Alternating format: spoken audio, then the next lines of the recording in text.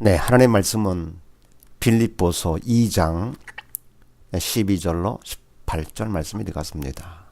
2장 12절로 18절 말씀. 네, 지난번에 함께 나눈 말씀은 고난 중에 인내하려면 어떻게 해야 되느냐. 원래 고난은 하나님께서 나를 변화시키기 위해서 허락하신 것이죠. 고난도 핍박도 문제도 하나님께서 목적, 나를 변화시키기 위한 것. 그래서 우리는 고난을 피하거나 두려워하지 말고 고난을 받아들여야 되는데 받아가지고 어떻게 합니까? 그걸 인내하는 거죠. 그럼 인내하려면 어떻게 해야 되느냐? 첫 번째, 긍정적인 마음을 가져라.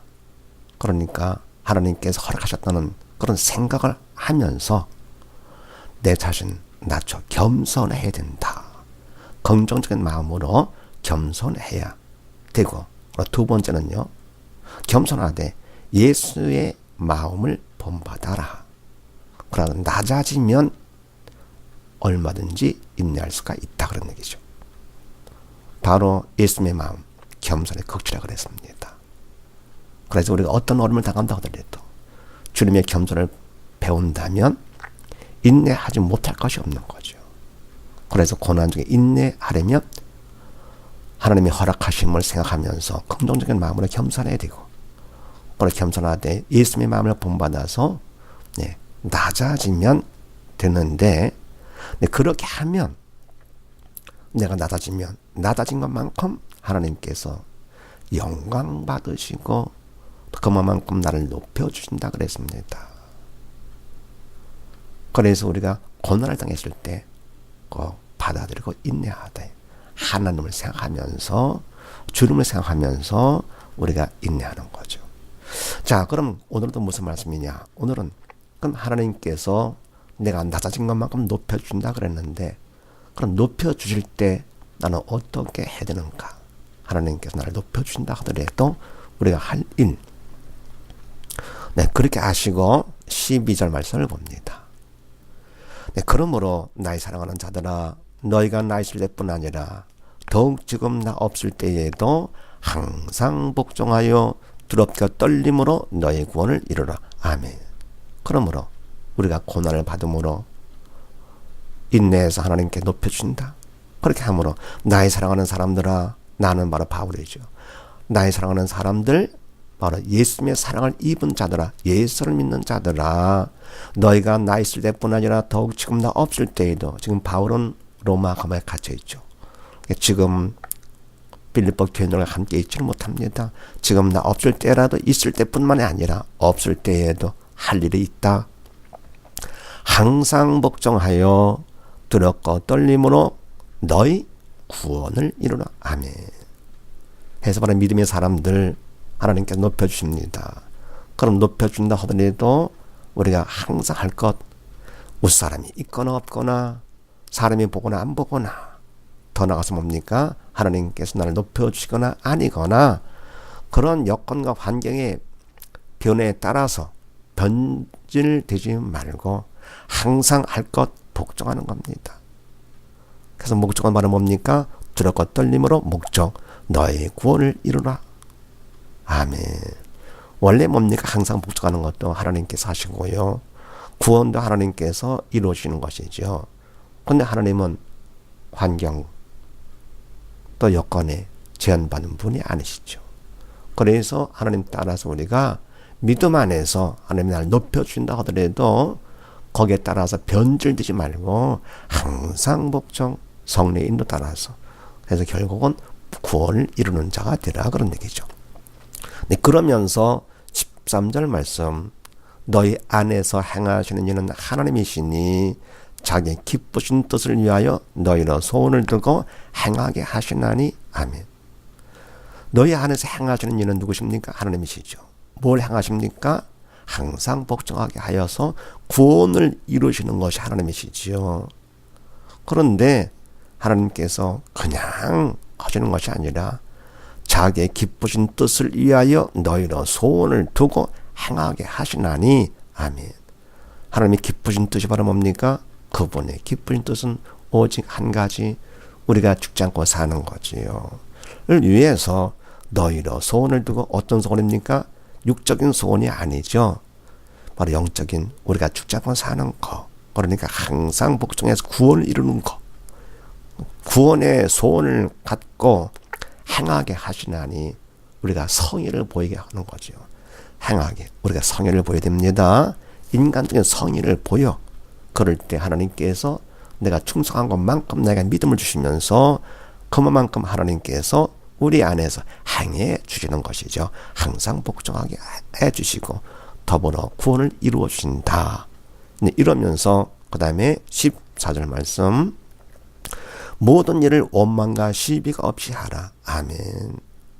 모든 일 복종하고 그럴 때에 원망과 시비가 없이 하라. 아멘. 원망과 시비 성령께 시켜주는 것이 아니죠.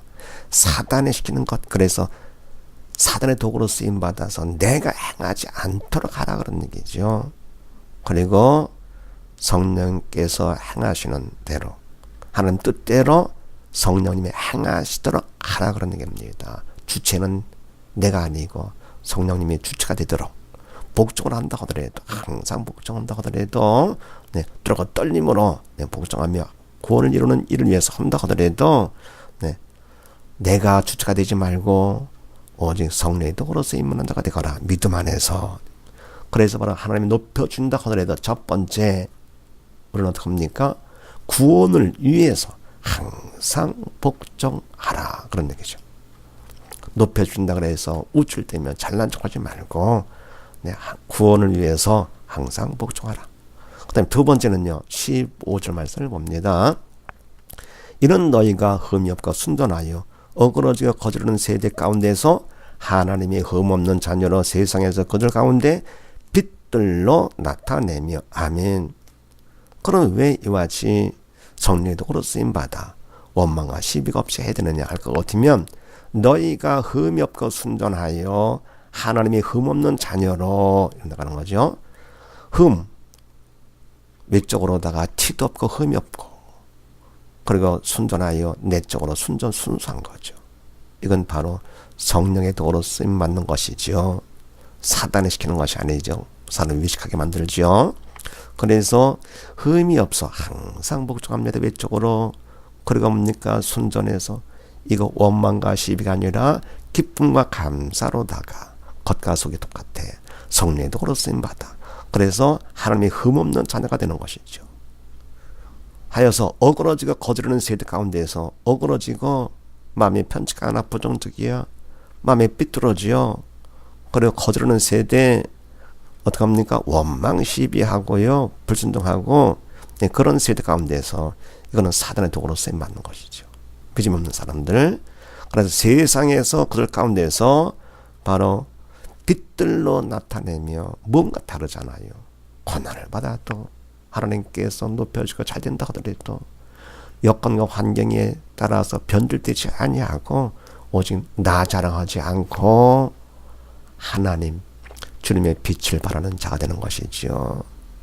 그래서 뭔가 다르거나 항상 기뻐하고 범죄 감사하며 그래서 바로 뭡니까? 성령의 도구로 쓰임받아서 흠이 없고 순전해서 하나님의 흠없는 자녀가 되어서 세상에서 빛들로 나타내며 그리고 두 번째 16절 말씀 생명의 말씀을 밝혀 나의 다름질도 헛되지 아니하고 수고도 헛되지 아니하므로 그리스도의 날에 나로 자랑할 것이 있게 하려 함이라. 아멘. 그래서 그럼 두 번째는요. 생명의 말씀을 밝히는 겁니다. 첫 번째는 뭡니까? 빛들로 나타내며 주님의 빛을 나타내고 두 번째 생명의 말씀을 밝혀. 바로 말씀이 생명이며 말씀이 진리고 참이라는 것. 말씀 따라서 하는 것이 이게 진짜다. 그런 것을 밝혀서 말씀을 증거하는 거죠. 그래서 나의 바울의 다름도 수고도 헛되지 아니하고 또 다름질도 수고도 헛되지 아니하므로 원래 헛된 것은 사람이 한 건 헛된 것이죠. 여호와께서 행하신 것은 이것은 헛되지 않은 것. 그래서 여호와께서 행하지 아니하시면 바로 집을 세우는 자의 수고가 헛되다 그랬습니다. 사람이 하는 것은 육적인 일이기 때문에 육적인 것이 목적이 돼서 그래서 헛되지 아니하고 이들이 빌립보 교인들이요 세상에 빛으로 나타내고 그러니까 말씀을 증거할 것 같으면 이건 바로 사람이 행한 것이 아니라 하나님께서 행하신 것이죠. 그래서 헛된 일이 아니고 진짜 의미가 있는 것이죠. 그래서 그리스도 날에 나로 자랑할 것이 있게 하려 함이라. 아멘. 주님께서 오시는 날 주님 앞에 어떻게 합니까? 자랑은 내 자랑이 아니라 내가 했다는 자랑이 아니라 주님 앞에 나를 통해서 주님이 행하신 열매입니다. 바로 빌립비 고인들이 열매입니다. 알곡입니다. 하고 주님을 자랑하고 주님을 높이는 거죠.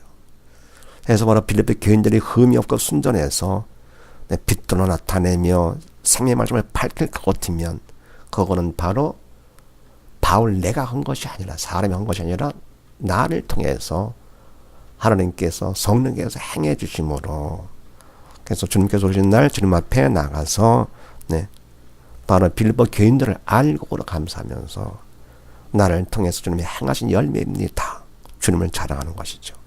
그래서 나를 높여준다 하더라도 하나님께서 두 번째 어떻게 합니까? 세상에 빛들로 나타내 주님의 빛을 나타내고요. 말씀을 증거하는 자가 되라 그런 얘기죠. 잘난 척하고 교만하지 말고 그 다음에 세 번째요. 17절 말씀 만일 너의 믿음의 재물과 봉사 위에 내가 나를 관제로 드릴지라도 나는 기뻐하고 너희 무리와 함께 기뻐하리니 아멘. 만일 너희 믿음의 재물과 봉사 위에 믿음의 재물과 봉사가 말하면 뭡니까? 믿음을 따라서 드리는 것이죠. 그래서 말하는 믿음의 삶이죠. 어떤 삶입니까? 항상 복종하여 세상의 빛과 말씀의 증거로 한 삶이지요. 이건 바로 믿음으로 성령의 도로 쓰임 받아서. 그래서 너희들이 빌립보 교인들이 이와 같이 믿음의 삶을 산다면 그 위에 그 삶 위에 내가 나를 관제로 드릴지라도 관제라는 것은요 바로 재물 위에 포도주를 붓는 것인데 바로 포도주 대신에 내 피를 부어 쏟는다 하더라도 바로 뭡니까? 목숨까지 내가 희생을 해서 한다 하더라도 너희가 믿음 안에 바로 믿음의 삶을 바로 살았다 할 것 같으면은 내 피를 뿌려 한다 할지라도 나는 기뻐하고 너희 무리와 함께 기뻐하리니 아멘. 왜? 헛된 일을 하기 때문에 주님 나를 두고 삼아 행하신 알곡들이기 때문에 기쁨으로 내 피를 들여 희생하는 거죠. 기뻐하고 너희 무리와 함께 기뻐하리니 이때 기쁨은 주님의 기쁨이 나의 기쁨 참 기쁨으로 기뻐하는 거죠. 더불어 함께 기뻐하리니 그 다음에 18절 말씀 이와 같이 너희도 기뻐하고 나와 함께 기뻐하라. 아멘. 이와 같이 기뻐하고 기뻐하자. 나와 함께 기뻐하자. 바로 이와 같이 바로 뭡니까? 우리를 높여준다 하더라도 우리의 삶이 바로 믿음의 삶이 되어서 나를 생각하고 어려움을 당한다 하더라도 주님이 기뻐하는 삶을 사는 자. 말씀 따라 믿음의 삶을 살아야 되겠다 그런 얘기죠. 자, 그래서 우리가 고난을 받았을 때 어떻게 합니까? 피하거나 두려워하지 말고 하나님의 뜻임을 생각하면서 참아 인내할 것 같으면 하나님께서 나를 높여주시는데 높여준다 하더라도 어때요? 구원을 위해서 항상 복종 믿음 안에 성령의 도구로 쓰임받아 복종할 것이며 두 번째는 뭡니까? 세상의 빛들로 나타나 말씀을 증거해 나를 높이는 것이 아니고요.